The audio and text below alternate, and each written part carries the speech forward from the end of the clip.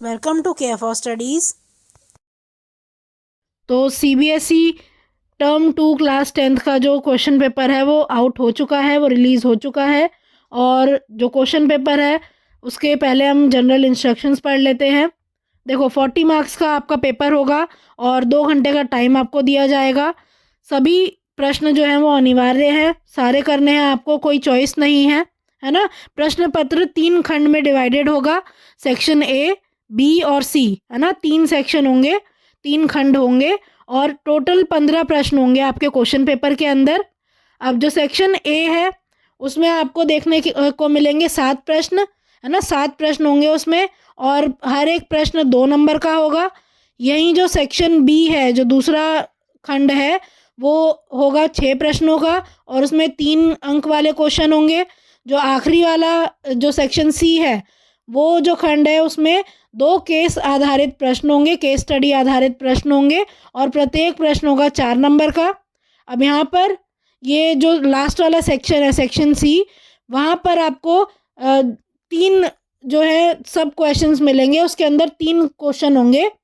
हर एक क्वेश्चन में पहला और दूसरा तो कंपलसरी आपको करना होगा और जो लास्ट वाला है उसमें आपको चॉइस मिलेगी। तो देखो, वैसे तो पूरे पेपर में कहीं भी आपको चॉइस नहीं है, लेकिन कुछ ऐसे प्रश्न होंगे इसमें जहां आपको आंतरिक विकल्प दिए जाएंगे। तो एक छात्र को ऐसे प्रश्नों में से केवल एक ही विकल्प वहाँ करके आना है। अगर आपने दोनों क्वेश्चंस कर दिए तो आपको नंबर नहीं दिए जाएंगे, आपको सिर्फ फर्स्ट वाले के नंबर दिए जाएंगे। तो आज हम पढ़ेंगे भौतिक विज्ञान वाला पार्ट सैम्पल पेपर में से। देखो 6th क्वेश्चन में यहाँ पर आप देख रहे हो 2 क्वेश्चंस हैं और 2 में से आपको एक ही करना है। देख रहे हो ना आप, बीच में यहाँ पे और लिखा है, तो नीचे वाला वैकल्पिक प्रश्न है। अगर पहला नहीं आता तो आप सेकंड करोगे। चलो अब दोनों को हम यहाँ पर बारी बारी पढ़ लेते हैं और स्टार्ट करते हैं यहाँ पहले क्वेश्चन के साथ।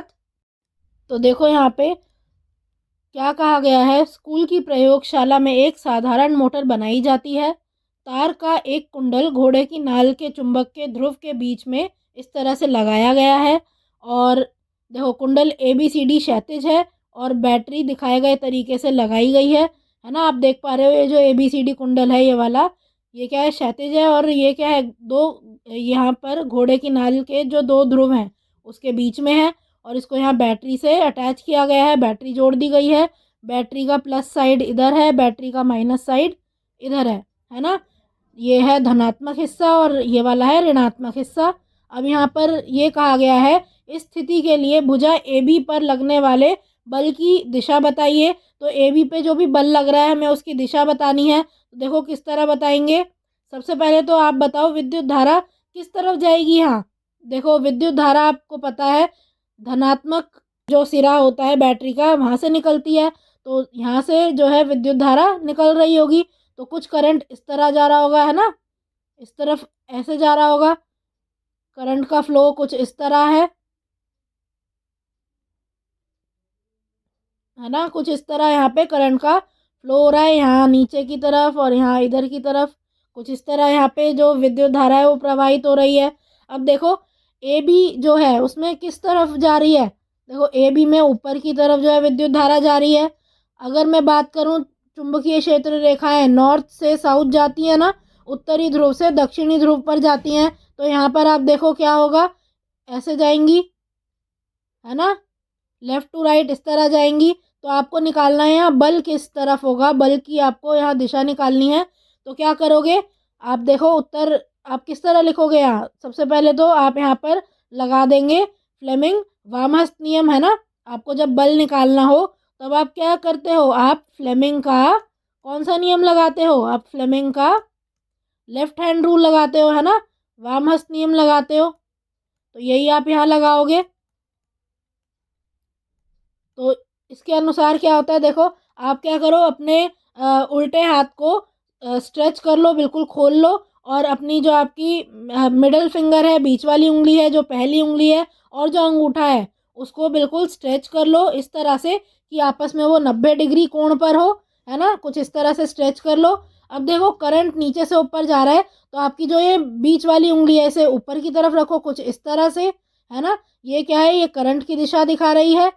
अब जो चुंबकीय रेखाएं हैं, चुंबकीय क्षेत्र रेखाएं हैं, वो पहली उंगली दर्शाती है और कहाँ से कहाँ जा रही हैं, लेफ्ट से राइट जा रही है ना, देखो उत्तर से दक्षिण की तरफ जा रही हैं, है ना। तो इस तरफ आप अपनी पहली उंगली रखो। अब आप अपना अंगूठा खोलो, अंगूठा देखो आप देख रहे हो नीचे की तरफ जाएगा, है ना, करके देखिए आप ये। तो आप लिख दोगे यहाँ पे कि बल नीचे की ओर होगा, ठीक है। तो यहाँ पर मतलब ये जो ए बी हिस्सा है इस कुंडली का, यहाँ पर नीचे की तरफ आप कहोगे कि बल नीचे की तरफ लग रहा है। देखो अब यहाँ पे नेक्स्ट में कहा गया है भुजा बीसी में धारा कुंडली के टर्निंग बल में योगदान क्यों नहीं करती है। तो देखो भुजा बीसी में जो धारा जा रही है वो कुंडली के टर्निंग बल में योगदान इसलिए नहीं करती क्योंकि यहाँ पर क्या है, यहाँ जो करंट जा रहा है, विद्युत धारा देखो किस दिशा में है, विद्युत धारा इस दिशा में है ना, इस तरह से ये विद्युत धारा की दिशा है। और अगर चुंबकीय क्षेत्र रेखाओं की दिशा की बात करें तो वो क्या है, वो भी इस तरह ही जा रही हैं, है ना। चुंबकीय क्षेत्र रेखाएं भी इसी तरह जा रही हैं। इसको मैं बी से लिख देती हूँ। अब आप हायर क्लासेस में पढ़ेंगे कि जो बल होता है वो होता है BIL साइन थीटा, ठीक है। ज़्यादा डिटेल में नहीं जाते, बस आप ये समझो कि ये जो थीटा है ये क्या होता है, ये अगर ज़ीरो होगा, आपको पता है साइन थीटा क्या होता है, साइन 0 डिग्री क्या होता है, ज़ीरो होता है। तो अगर यहाँ पर जो कोण है वो ज़ीरो है तो क्या हो जाएगा, बल भी क्या होगा, ज़ीरो होगा, न्यूनतम बल हो जाएगा। तो आप क्योंकि यहाँ देख रहे हो BC में जो करंट है और जो यहाँ पर मैग्नेटिक फील्ड है, मतलब जो चुंबकीय क्षेत्र रेखाएं हैं उनके बीच का जो कोण है वो शून्य है, इसीलिए आप कहोगे वहाँ पर न्यूनतम बल होगा, है ना, बल वहाँ नहीं लग रहा होगा, इसीलिए ये टर्निंग बल को में योगदान नहीं देगा। इस तरह से आप यहाँ पर लिख लोगे और इस आंसर को इस तरह लिखोगे। पहला वाला जो पार्ट है वो 1 नंबर का है, सेकंड वाला भी जो पार्ट है वो 1 नंबर का है, और टोटल ये जो क्वेश्चन है ये 2 नंबर का हो जाता है। तो देखो जो 6 का वैकल्पिक प्रश्न है उसमें दिया है एक सर्किट में एक बैटरी, एक चर रोकने वाला मतलब परिवर्ती प्रतिरोधक, और एक परिनालिका जिसे हम इंग्लिश में सोलिनॉइड कहते हैं। तो ये सारी चीज़ें लगी हुई हैं। नीचे दिया गया चित्र परिनालिका में जो विद्युत धारा है में धारा द्वारा उत्पन्न चुंबकीय क्षेत्र पैटर्न को दर्शाता है। तो यहाँ आप देख पा रहे हो चुंबकीय क्षेत्र पैटर्न यहाँ बना हुआ है।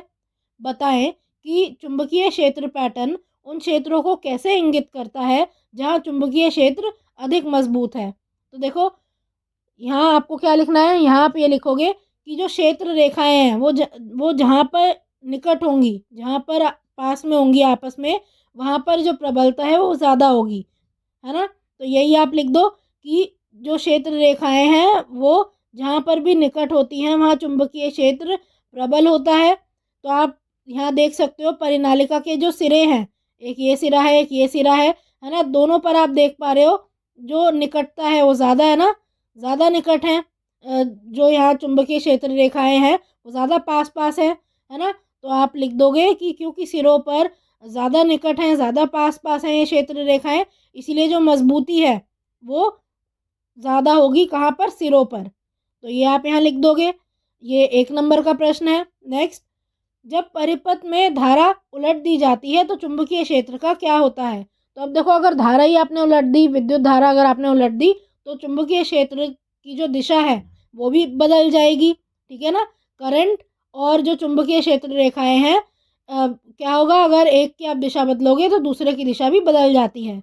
जैसे अभी आप देख रहे हो ये किस तरह जा रही हैं, इस तरह जा रही हैं ये, है ना, इस तरह से जा रही हैं, आप देख पा रहे हो। अगर आपने यहाँ पे दिशा बदल दी करंट की, विद्युत धारा की अगर आपने दिशा बदल दी, फिर ये कुछ इस तरह जाएंगी, ठीक है ना, इस तरह से।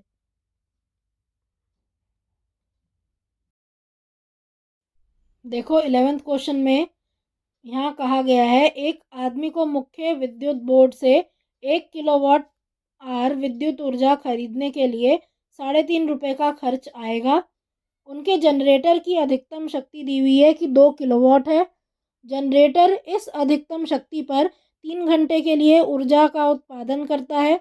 गणना करिए कि मुख्य बिजली बोर्ड से समान मात्रा में ऊर्जा खरीदने में कितना खर्च आएगा।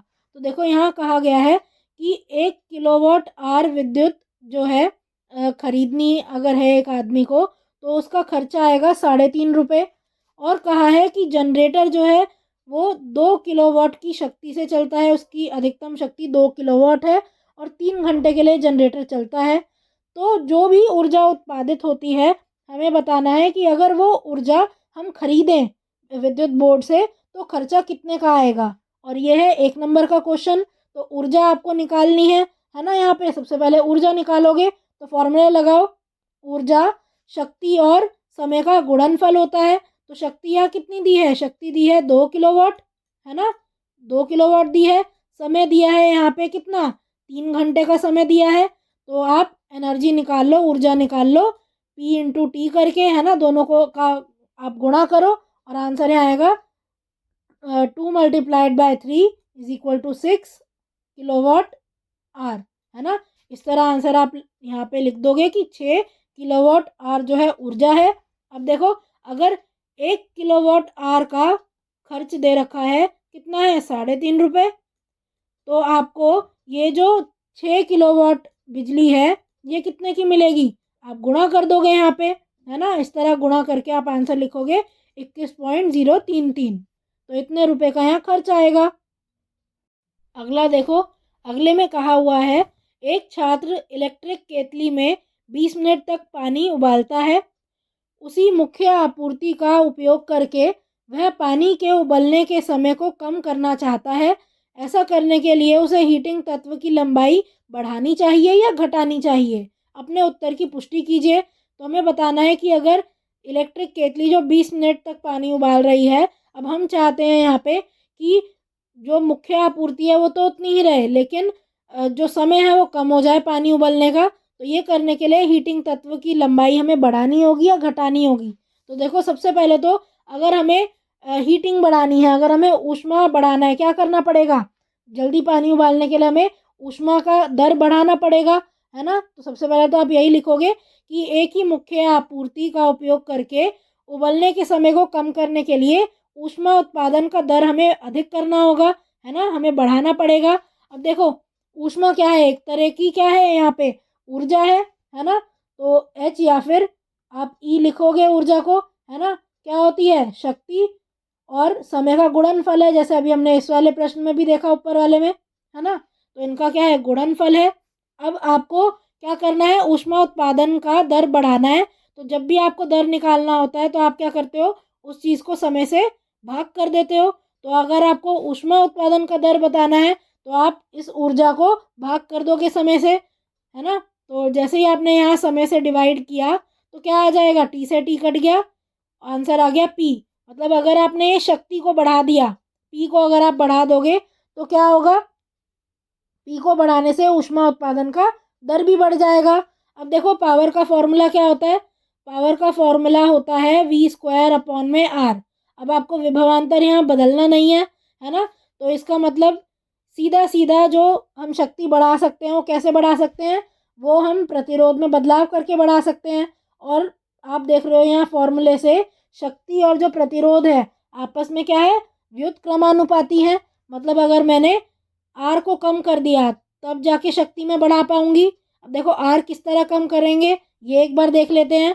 तो प्रतिरोध का वो फॉर्मूला जिसमें लंबाई आती है कौन सा होता है, यहाँ देखो नीचे लिख रही हूँ, आर का वो फॉर्मूला जिसमें लंबाई आती है क्या है, आर इज इक्वल टू, यहाँ इज इक्वल टू लिख देती हूँ 1 मिनट में, R is equal to rho L upon A, है ना, ये हम लिखते थे।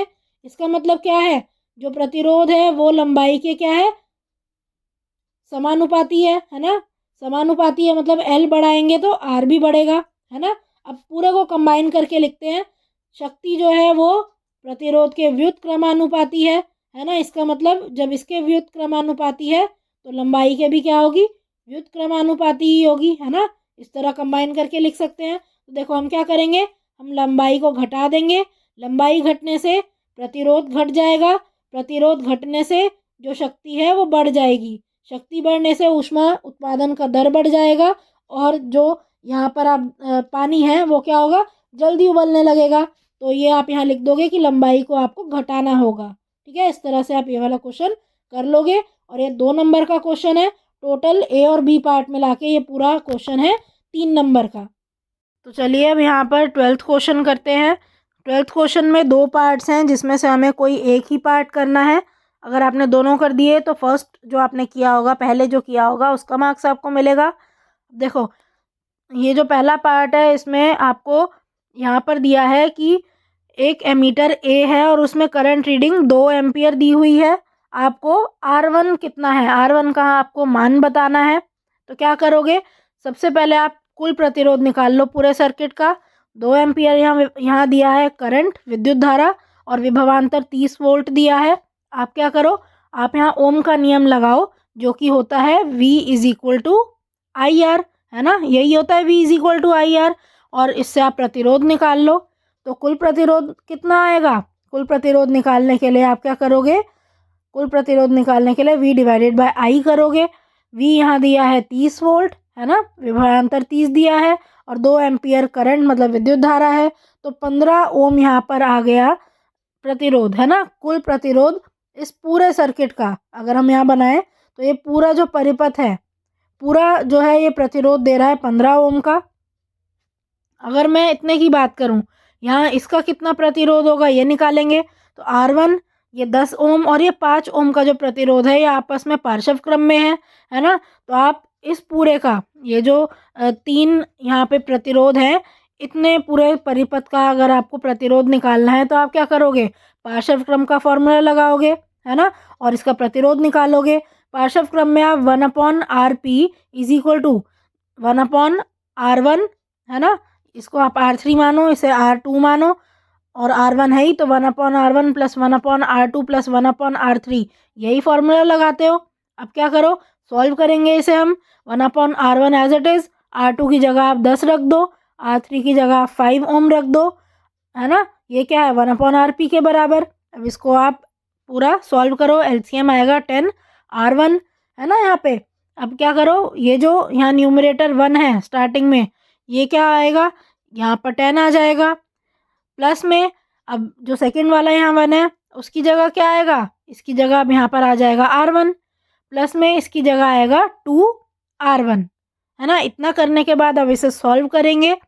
सॉल्व कैसे करेंगे, अब आप यहाँ पे लिख दो नीचे 10 प्लस में R1 और 2R1 को जब आप ऐड करोगे तो 3R1 आएगा, और नीचे 10R1 आ गया, है ना। और ये पूरा किसके बराबर है, ये पूरा बराबर है 1/RP के। तो अगर RP इसके बराबर है, तो अगर आपको RP निकालना है तो क्या करोगे, आप इसे उल्टा कर दोगे। तो 10R1 अपॉन में 10 प्लस 3R1, है ना, रेसिप्रोकल कर दिया दोनों तरफ आपने। अब इतना तो आपके पास आ गया RP, आपको पता चला यहाँ पे पैरेलल जो है, जो पार्श्व क्रम का प्रतिरोध है इतना है ना।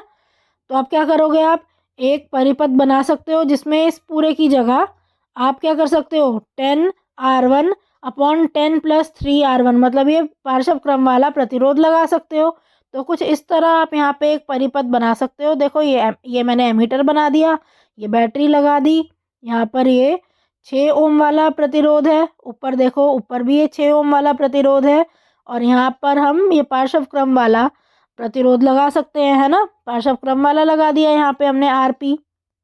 अब देखो नेक्स्ट क्या करेंगे हम, नेक्स्ट RP आ गया हमारे पास, और देखो ये जो RP है, ये जो यहाँ पे बाकी के 2 आप देख रहे हो, 6 ओम वाला ये और नीचे वाला 6 ओम वाला जो प्रतिरोध है, ये तीनों आपस में कैसे हैं, श्रेणी क्रम में है ना। तो श्रेणी क्रम में अगर कुल प्रतिरोध निकालना हो तो क्या करोगे, आप जमा कर दोगे तीनों को, है ना, तो वही करेंगे।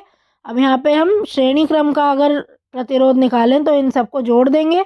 जोड़ने पे क्या आ रहा है, जोड़ो आप 6 प्लस में 6, है ना, दोनों को आप जोड़ दोगे, और इन दोनों को जोड़ के इसमें और क्या ऐड कर दोगे, आप इन दोनों को जोड़ के आप इसमें ऐड कर दोगे RP को। मैंने R5 और R4 6 ओम वाले प्रतिरोधों को मान लिया, और अब मैंने सबको ऐड कर दिया है।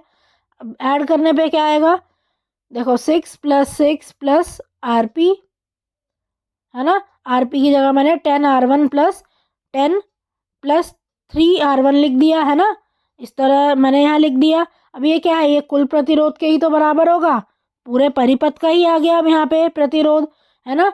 और ये हमने स्टार्टिंग में निकाला था, क्या है 15 है ना, 15 ओम निकाला था, तो 15 बराबर रख दिया हमने। अब 6 + 6 कितना हो गया 12, 12 + 10 R1 अपॉन में 10 + 3 R1। अब क्या करेंगे, जो 12 है उसको दूसरी तरफ ले जाएंगे तो ये घट जाएगा 15 में से। 15 - 12 = 10 R1 अपॉन में 10 + 3 R1। इस तरह करेंगे। 15 - 12 कितना हो गया 3 = 10 R1 अपॉन में 10 + 3 R1। अब क्या करो, आप इतने को दूसरी तरफ ले जाओ। दूसरी तरफ ले जाएंगे तो कैसे करोगे आप, 3 को 10 + 3 R1 से मल्टीप्लाई करोगे और ये बराबर आएगा 10 R1 के। मल्टीप्लाई करो, 30 प्लस में 3 3 ज़ा 9 है ना, तो 9 R1 = 10 R1। ये 9 R1 दूसरी तरफ ले जाओ तो 30 आ गया 10 R1 - 9 R1 है ना, 10 R1 - 9 R1। क्या बचा आंसर, आंसर बचा कि हमारा जो R1 है, R1 यहाँ से आ गया 30 ओम्स, ठीक है ना। तो इस तरह से यहाँ पर हम R1 निकाल सकते हैं कि वो 30 ओम्स के बराबर है। तो ये देखो कुल प्रतिरोध निकालने का यहाँ पर जो है 1 नंबर है। स्टेप मार्किंग एक बार देख लेते हैं, है ना। कुल प्रतिरोध निकाला आपने तो उसका 1 नंबर है। उसको आपने 15 ओम से जब इक्वेट किया तो आंसर क्या आ जाएगा, तो आंसर आ जाए वो उसका कितना है, उसका फिर से आप देखो सेकंड स्टेप यहाँ जो लिखा है उसका फिर से कितना है 1 नंबर है ना, इसका फिर से 1 नंबर है। और बिल्कुल लास्ट में आप देखो, लास्ट में जो आपने R1 निकाला है, सब कैलकुलेशन जब आप कर लोगे R1 निकालोगे 30 ओम, इसका भी आपको 1 नंबर मिल जाएगा। तो टोटल ये हो गया 3 नंबर का क्वेश्चन। देखो 12th का जो ऑप्शनल जो वैकल्पिक प्रश्न है वो कुछ इस तरह है। परिपथ के कुल प्रतिरोध की गणना कीजिए और परिपथ में कुल धारा ज्ञात कीजिए। तो विद्युत धारा बतानी है यहाँ पे हमें और बताना है कुल प्रतिरोध कितना होगा, है ना, आई और आर बताना है यहाँ पे। तो देखो किस तरह करोगे, R3 और R4 को देखो आप, R3 और R4 कैसे हैं, किस क्रम में लगे हैं, श्रेणी क्रम में लगे हैं। तो कुल प्रतिरोध निकालेंगे हम पहले, यहाँ कितना होगा, दोनों को जोड़ लोगे, है ना। तो दोनों को जोड़ोगे, R3 कितना है 6 है, R4 है 4, है ना, दोनों को जोड़ के आएगा 10 ओम। तो ये आपने निकाल लिया कि 10 ओम यहाँ पे कुल प्रतिरोध है R3 और R4 को जोड़कर जो आ रहा है। तो इसका हम एक परिपथ बना लेते हैं पूरा, है ना। इस तरह से यहाँ पे बैटरी वगैरह सब कुछ लगा के हम एक परिपथ बना लेंगे। और यहाँ पे ये देखो 6 और 4, अभी मैंने क्या निकाला था, ये 6 ओम और 4 ओम की जगह मैंने 10 लिख दिया, है ना। कुल प्रतिरोध उनका 10 ओम था। तो अब देखो नेक्स्ट क्या करेंगे, नेक्स्ट देखो ये जो 10 ओम वाला प्रतिरोध है उसको मैं R5 कह देती हूँ। अब ये जो R5 है, और देखो बाकी सब एक बार पूरा बना लेते हैं। R2 है 10 ओम, R1 है 7 ओम, और जो विभवांतर है वो दिया है 24 वोल्ट, है ना, विभवांतर दिया है यहाँ 24 वोल्ट। तो अब देखो आप R5 और R2 किस क्रम में है, ये दोनों आपस में अगर आप देखो R2 और R5 ये आपस में पार्श्व क्रम में है ना। तो पार्श्व क्रम का फॉर्मूला लगाएंगे हम, है ना, और कुल प्रतिरोध इतने का निकाल लेंगे। और जब हम निकालेंगे देखो क्या करेंगे, 1/RP = 1/R2 + 1/R5, फॉर्मूला लगा देंगे, सूत्र लगा देंगे पार्श्व क्रम का। 1/RP क्या आ जाएगा यहाँ, 1/R2 की जगह 10 लिखेंगे, R5 क्या है, R5 भी है 10। तो इस तरह से अब यहाँ ऐड करेंगे, ऐड करके यहाँ आएगा 10, तो नीचे आ रहा है, और ऊपर कितना आ जाएगा, ऊपर 1 + 1, है ना, आ जाएगा यहाँ पे आंसर 2/10, है ना। ये गलती से 2/5 लिख दिया है, क्या है ये, यहाँ पे ये आएगा 2/10, है ना। एक बार एक कट कर देते हैं, तो 2/10 है, ये पहले वाले में भी एक बार कट कर देते हैं, ये है 2/10। अब देखो आरपी कितना आ गया 10/2, है ना, रेसिप्रोकल कर दिया, और आरपी आ रहा है 5 ओम। 5 ओम यहाँ पर हमें पार्श्व क्रम का प्रतिरोध पता चल गया। अब क्या करेंगे, एक बार फिर से हम पूरा एक परिपथ बना लेते हैं, है ना, जहाँ पर हम क्या करेंगे, देखो कुछ इस तरह से एक परिपथ बनाएंगे।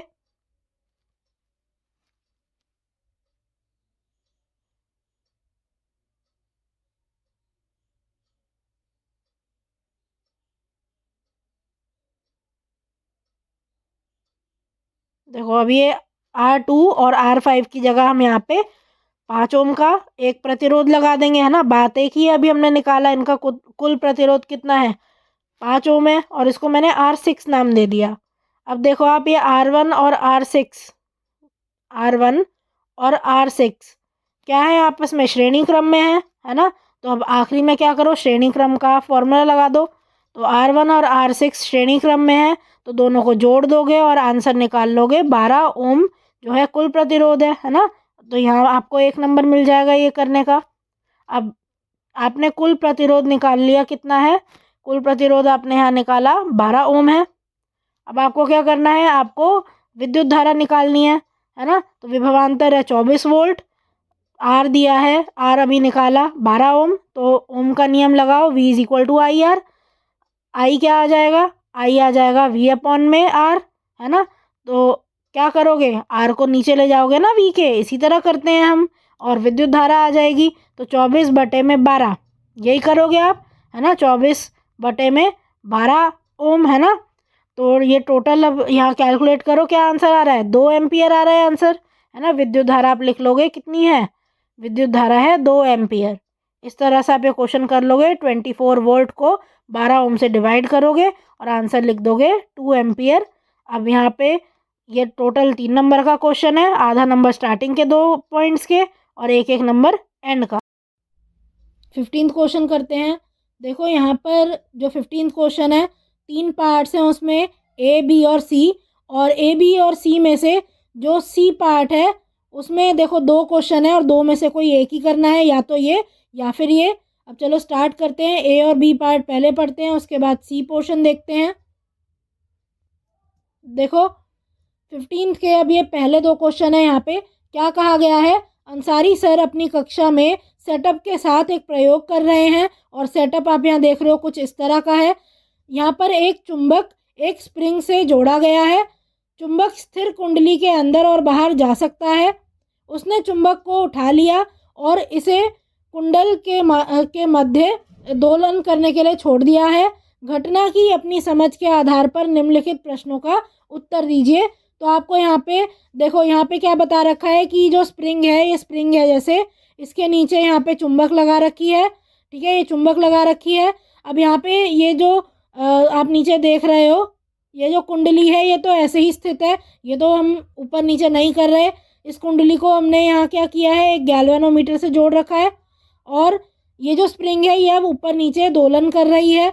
हमें बताना है कि यहाँ पे कौन सा सिद्धांत जो है प्रदर्शित करने का प्रयास किया जा रहा है। तो अंसारी सर यहाँ पर क्या प्रयास कर रहे हैं, वो विद्युत चुंबकीय प्रेरण को दिखाने की यहाँ कोशिश कर रहे हैं, है ना। ये लिखने का है 1 नंबर, है ना, ये इतना लिखने का 1 नंबर है। अब देखो यहाँ पर हुआ क्या, जैसे ही ये जो चुंबक है ये अंदर और बाहर जाएगी, क्या होगा, ये जो यहाँ पे ये तार है, ये जो कुंडली है, इसमें विद्युत धारा प्रवाहित हो जाएगी, है ना, और इसी को हम कहते हैं विद्युत चुंबकीय प्रेरण, है ना। नेक्स्ट देखो बी पार्ट में क्या है, जब जब चुंबक कुंडली के मध्य से दोलन करना शुरू करेगा तो क्या देखा जाएगा, ये आपको यहाँ बताना है। इस अवलोकन के पीछे क्या कारण है, तो आपको कारण भी बताना है। तो देखो जैसे ही ये दोलन करेगा, चुंबक क्या करेगा, कभी अंदर जाएगा कभी बाहर जाएगा, तो क्या होगा, यहाँ पर आप देखोगे कि कुंडली में एक विद्युत धारा प्रेरित हो गई है ना, जिसको आप प्रेरित धारा बोलोगे।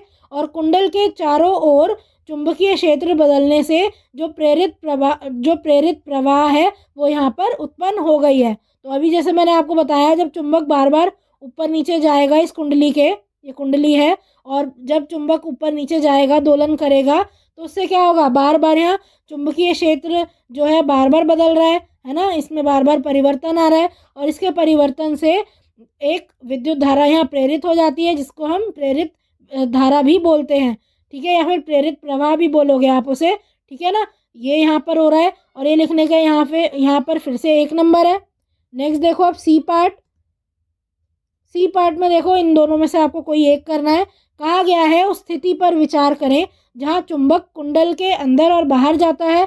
गैल्वेनोमीटर में विक्षेपण को बढ़ाने के लिए आप क्या कर सकते हो, क्या परिवर्तन लिख सकते हो, ये बताना है। तो देखो क्या परिवर्तन कर सकते हो, अधिक संख्या में फेरों को आप बढ़ा सकते हो, है ना। अधिक संख्या में फेरों वाली कुंडली का उपयोग कर सकते हो आप, है ना। ये जो टर्न है कुंडली में, ये जो टर्न है ये आप बढ़ा दो, है ना। इससे क्या हो जाएगा, इससे जो चुंबकीय क्षेत्र रेखाएं हैं वो भी बढ़ जाएंगी, जिससे अब जो करंट है वो भी ज़्यादा प्रवाहित होने लगेगा। या आप क्या कर सकते हो, जो चुंबक है उसकी प्रबलता बढ़ा दो, है ना। ज़्यादा अधिक प्रबल चुंबक आप ले लो। तो ये 2 नंबर का क्वेश्चन है, ये एंड वाला, है ना। अब या तो आप यहाँ इतना लिख सकते हो, या फिर मतलब पहला प्रश्न कर सकते हो सी का, या फिर यहाँ वैकल्पिक प्रश्न जो दूसरा है ये कर सकते हो। यहाँ कहा गया है जब चुंबक अंदर और फिर स्थित कुंडली से बाहर आता है तो क्या गैल्वेनोमीटर के प्रेक्षणों में कोई अंतर होता है। अपने जवाब के लिए आपको औचित्य साबित करना है। तो देखो, जब अंदर जाएगा, मान लीजिए जब चुंबक कुंडली में गति करता है तो एमीटर में क्या आता है, एक क्षणिक विक्षेपण आएगा, है ना। एक डिफ्लेक्शन आएगा। जैसे अगर अभी सुई ऐसे थी गैल्वेनोमीटर की, अब क्या हो जाएगा, कुछ इस तरह आ जाएगी, है ना, या फिर कुछ इस तरह आ जाएगी, है ना। एक क्षणिक विक्षेपण आपको यहाँ देखने मिलेगा। मान लीजिए जब अंदर की तरफ जा रही है, जब चुंबक कुंडली के अंदर की तरफ जा रही है, मान लीजिए बाई तरफ विक्षेपण होता है, तो जब बाहर आएगी चुंबक तो क्या होगा, उल्टी दिशा में विक्षेपण होगा, मतलब फिर क्षणिक विक्षेपण दाई तरफ दिखाई देगा। ठीक है, ये इतना लिखने का 1 नंबर है। अब आपको यहाँ पर जो है रीज़न भी देना था, कारण भी देना था। तो क्या कहोगे आप, यह चुंबक के रूप में कुंडली के साथ जुड़े चुंबकीय क्षेत्र या फ्लक्स को बदलने के कारण है। जब भी चुंबकीय क्षेत्र या फ्लक्स बदलता है तब क्या होगा, जो दिशा है करंट की वो भी बदलती है। ठीक है, विद्युत धारा की जो दिशा है वो भी बदलती है। जब चुंबक अंदर और बाहर गति करेगा तब आपको पता है क्या बदलेगी, तब चुंबकीय क्षेत्र रेखाएं बदलेंगी, है ना, इनकी दिशा बदलेगी। इस वजह से क्या हो जाएगा, इस वजह से जो करंट है उसकी दिशा भी बदलेगी। अब आप इसकी जगह और क्या लिख सकते हो, आप लिख सकते हो चुंबक के अंदर जाने पर फ्लक्स बढ़ता है और जब बाहर निकलता है तो फ्लक्स घटता है। इनमें से आप कोई भी एक चीज़ लिख सकते हो। और ये लास्ट वाला पार्ट है 1 नंबर का। इस तरह ये जो टोटल क्वेश्चन हो गया 15th, ये होता है 4 नंबर का। So thank you for watching. आज की क्लास के लिए बस इतना ही। अगर आपको ये वीडियो पसंद आई हो तो इसे लाइक करें, इसे शेयर करें और हमारे चैनल को सब्सक्राइब करें and hit the bell icon, जिससे हम जब भी एक नई वीडियो डालें तो उसका नोटिफिकेशन आप तक सबसे पहले पहुंचे। Thank you. आप अपने डाउट्स, सजेशंस और आपको जिस भी टॉपिक पर वीडियो चाहिए हमें कमेंट करके बताएं।